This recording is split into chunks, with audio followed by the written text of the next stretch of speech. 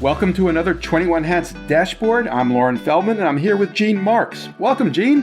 Hello, Lauren. Great to see you again.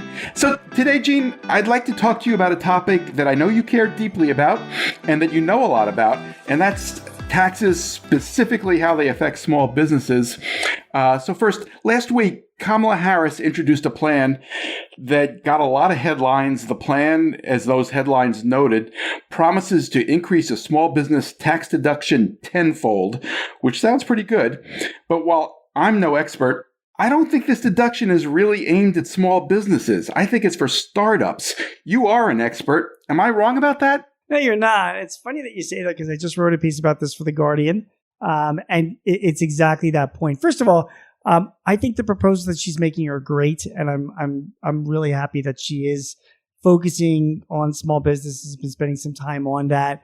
And by the way, it wasn't just just so we know, we'll talk about the startup deduction in a minute, but it wasn't just that. I mean, she wants to create a standard deduction for small businesses. She wants to make it easier for small businesses to get occupational licenses to operate across state lines, which is a huge, that's such a pain in the neck for so many people, like you have to go to, right? You know what I mean? Like New York State, you have to get like a PhD in hair cutting to become a hair cutter, A lot of those rules are in place because the businesses that are in existence want to keep out competition. They do, right? And I think her aim is to say like, hey, if you're I've gotten a certified nail polisher in New York State, you should be able to move to Illinois and do the same thing. Do you know what I mean? Yep. So I think that's her intention. She wants to have more investments in rural businesses, and more availability for capital for businesses. She wants more businesses to get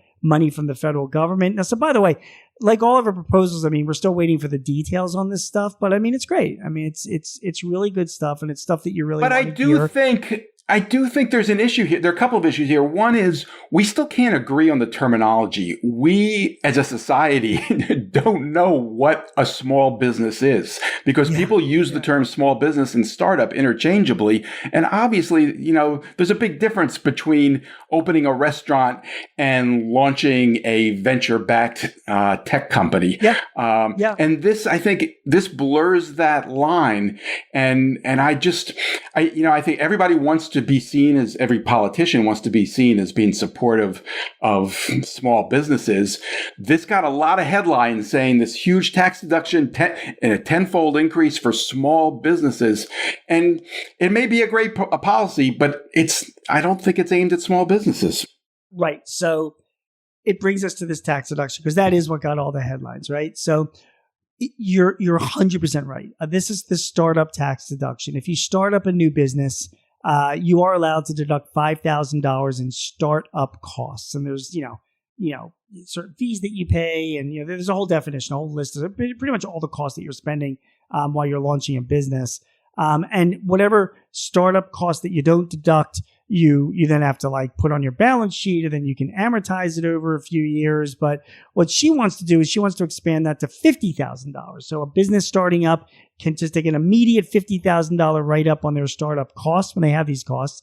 And by the way, they would take that deduction when they actually have the income to deduct it against. So it's great. So wait a second. Can they do it when they have the income or when they have profits?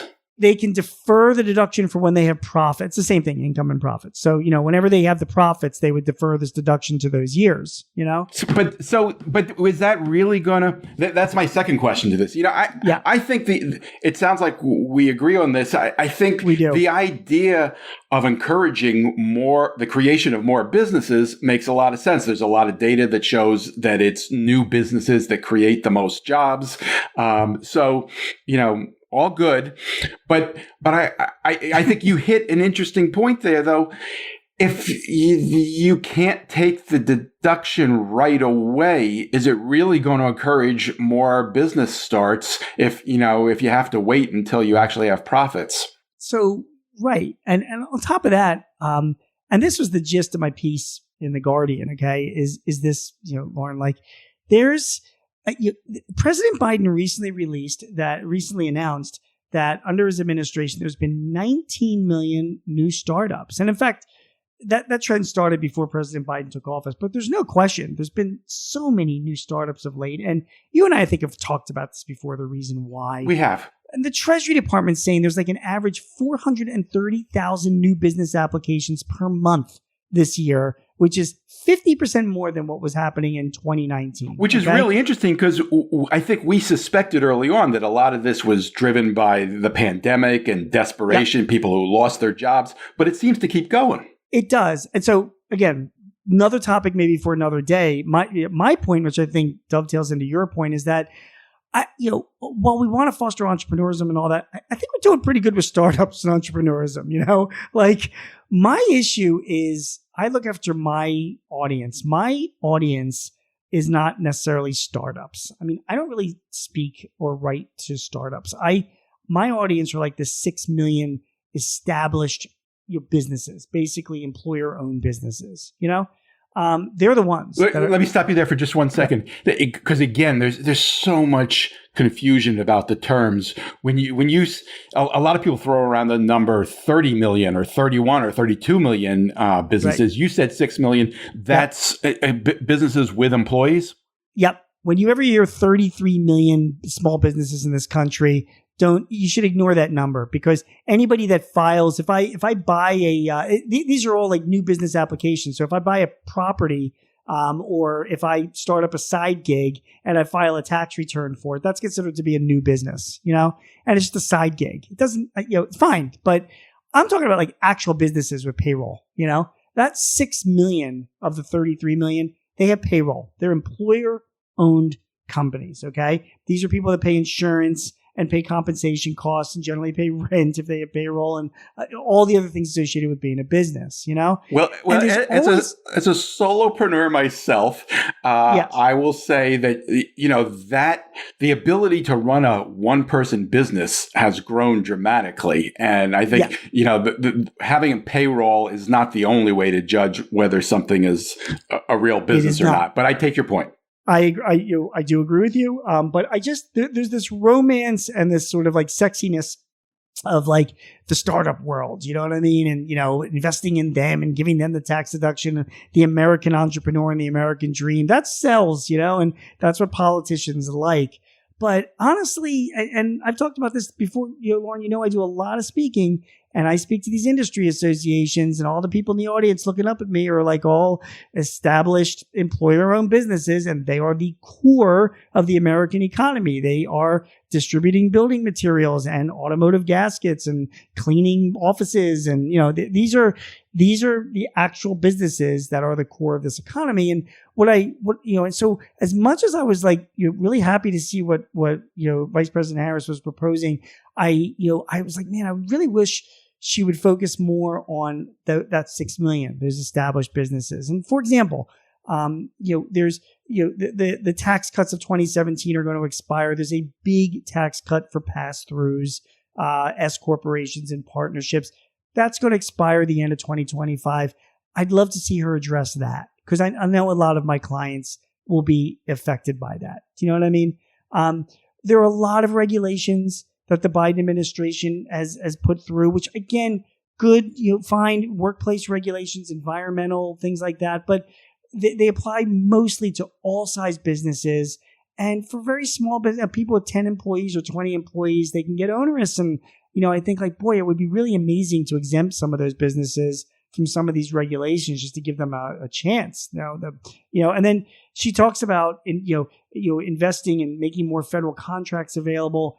I've written about, because I know about the SBA's 8A business development program and the Hub Zone program and Apex accelerators.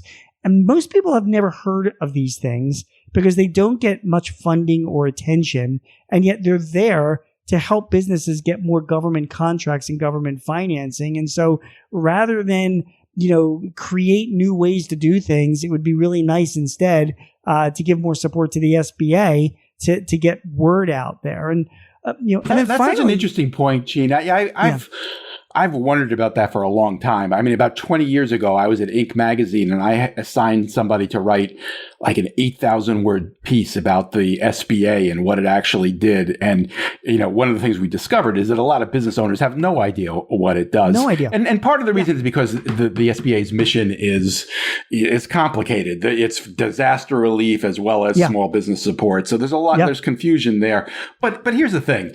Everybody's heard of the Small Business Administration. Isn't it on business owners to check it out and figure out what it offers and see if there's something there for them? Yeah, I mean, it certainly is. I mean, and that is, again, another topic, because I do think that business owners do have an obligation on themselves to investigate the different services and things that are available for them. So because so they can take advantage of them. But, again, a counteracting thing is I would use Apex accelerators. I think I told you. I had not heard of it until you wrote about it and we talked about it. Yeah, never heard of them. There's like a group for free. They'll connect you to any open government contract or whatever. Like, why haven't I not heard about them? I mean, I'm the one that's supposed to be investigating. I've been doing this for 20 years, Gene. Same here. Yeah. So in defense of the business owners, I mean, you and I do this for a living and we never heard about some of these programs. So, they're trying to run businesses. I mean, they've only got so much time in the day to investigate this stuff. So it would be good if the government instead took their existing stuff and said, you know what, let's give them a boost, Fair enough. And then one other thing that I just, I really think is super important, and I think you and I talked about this before, but employee stock ownership plans, Lauren. We've got this silver tsunami of employers looking to sell their, or exit out of their businesses. And we always talk about, giving workers more of a say and workers' rights and, all the things the Biden administration supports for the workers. And you think, what better way to get workers involved than to provide even more incentives for business employers, owners, to sell their businesses to their employees, And right now, ESOPs are kind of limited, depending on the size of your business. I mean, there are tax benefits, but you got to jump through a lot of hoops. Man, it would be great if either Harris or Trump were to say, like, we're gonna have a whole program where we're gonna make this a lot easier to form ESOPs for all size companies. We're gonna expand the tax benefits for doing it. We're gonna give incentives for doing it so that more employees have equity in these companies and more business owners have a way to cash out of their businesses. Again, with so many business owners being of a boomer age, that's a huge thing. These are existing businesses that need that kind of support. I guess it just doesn't sell to the press. It's not as sexy to offer some of these things I'm talking about. It's more sexy to say, hey, we're going to, give more money to the American dreamers, and I think that's why we don't see so much of it. Well, I think there are a couple of things there. One is I agree completely about ESOPs. I think they're great. I think they could be greater. And to your point, I think there are things that could be done to make them work for a lot more businesses. And I'd love to see that happen. I would also note, though, that there are alternatives that are getting attention. I don't know if you're familiar with employee ownership trusts, also known sometimes as co-ops. Also known as purpose trusts. I have a podcast coming tomorrow about employee ownership trusts, and they don't have the tax advantages of an ESOP, but they also don't have the bureaucracy and the regulations and the inflexibility that ESOPs can bring. So I think they are a growing option, but it would be even better if you could get the tax benefits of the ESOP with a little less regulation and bureaucracy. I agree. And I guess, I don't know. I mean, if I was advising, Vice President Harris, I'd be like, man, you want to go after that, not only the older demographic, but the millennials who, and the employees, you want to say you're in favor of the workers, expanding the benefits of, say, employee ownership trusts or ESOPs or employee-owned co-ops, making it easier to form and giving more tax advantages to doing that. I think that's a huge thing. I think that would be a big sell.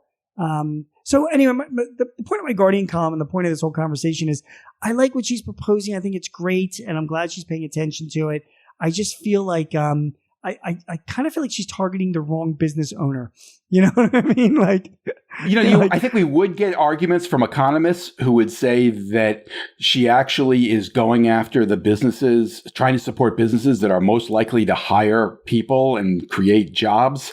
And there's probably an argument to be made in that direction. It bothers me a little bit with again, coming back to the terminology, when it gets called a small business tax deduction, it makes it sound like it's helping those 6 million that you're talking about, and it's really not. And I think it's really not. That's unfortunate. So, but anyway, step in the right direction and good stuff. So I'm not complaining. Okay. I think we should also note, we're picking on, or I started this, I'm picking on Kamala Harris here. Donald Trump last week also talked about taxes, and it's talked about some plans.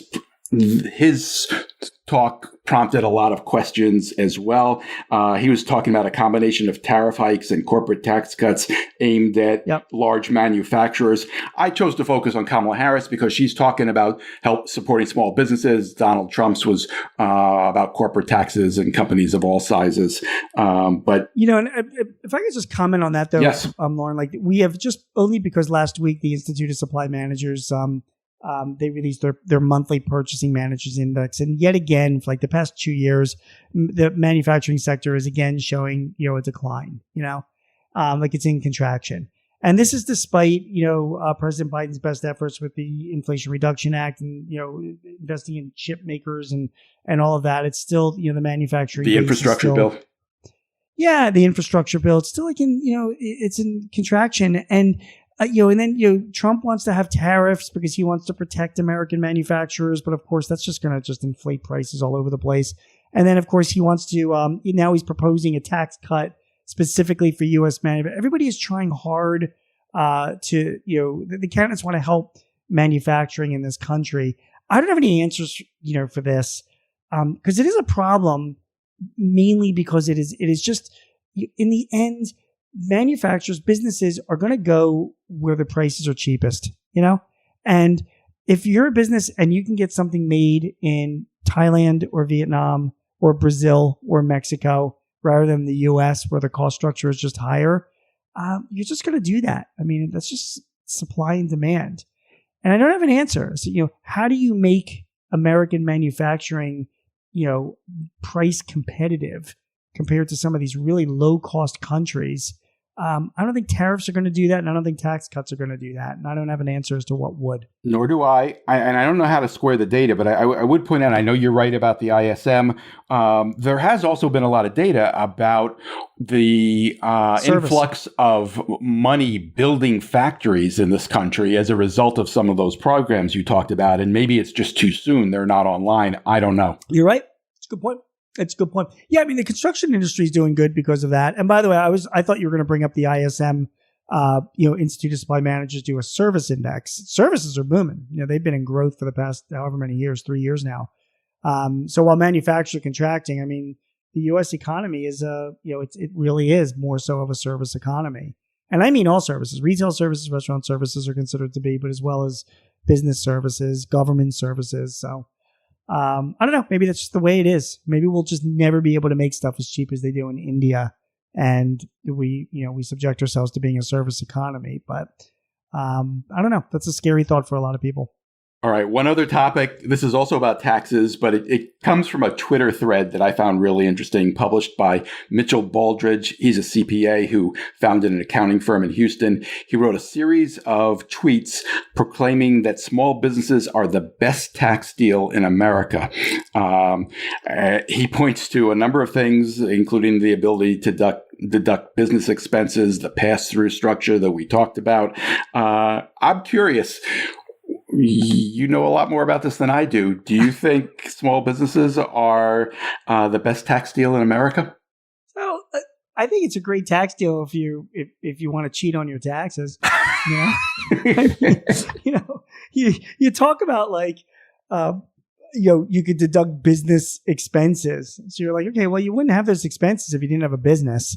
Unless you're putting your personal expenses, including them in your business expenses, which means you're cheating on your taxes. You know what I mean? So, some people be like, oh, well, you could buy assets. You could buy your car and have that as a business expense. I'm like, yeah, well, the tax there is a gray area there, right? Yeah. They're pretty clear that, you have to have a personal and a business use of your car. So, you shouldn't be deducting any expenses relating to your car that's not for business use. And again, if you didn't have your business, you wouldn't have that expense, would you? So I think the only support I could give to his point of view, Lauren, is a building value kind of thing. If you run your own business, you've got the ability to build an asset that will go untaxed until you sell it. I mean, putting aside all the unrealized gain debate that's going on now, but it will theoretically go untaxed until you ultimately sell it. So you're basically, you're running something, getting tax incentives for doing that. I mean, you're getting your business tax deductions and all of that. And if you're doing a good job, you're building up your retirement or something you can pass on to your heirs or your successors or sell. And from that standpoint, that's great. I mean, that's why people run businesses, but they're not doing it for tax reasons. They're doing it for lots of other reasons other than to just save on their taxes. I don't think you start a business to save your taxes. I'm not sure he was suggesting that people do it just to save on taxes, but I think he was saying it is a great tax deal. And I really wanted to hear your opinion of it because and then think about it, like compared to what? I mean, like say you don't run a business, say you're an employee at a company, so you're getting taxed on your income, but as an employee at your company, I mean, you have all the tax, the 401k plans, the Roth plans, the restricted stock plans, the deferred compensation plans, depending on your level, that you would have at a business.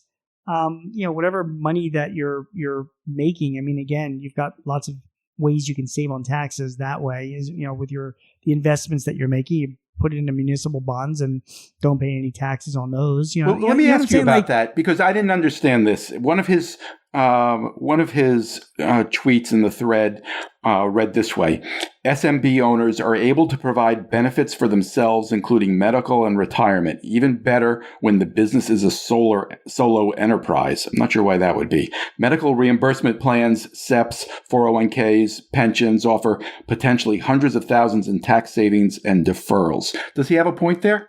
I think you need to talk to anybody that works at a big company and let them compare the benefits they're getting. I can assure you that, that employees working at larger companies are getting a lot better. And me, by the way, as a business owner, if I was still a partner at KPMG at this point, my health plan and retirement plans would be a lot better than what I'm getting in my own business.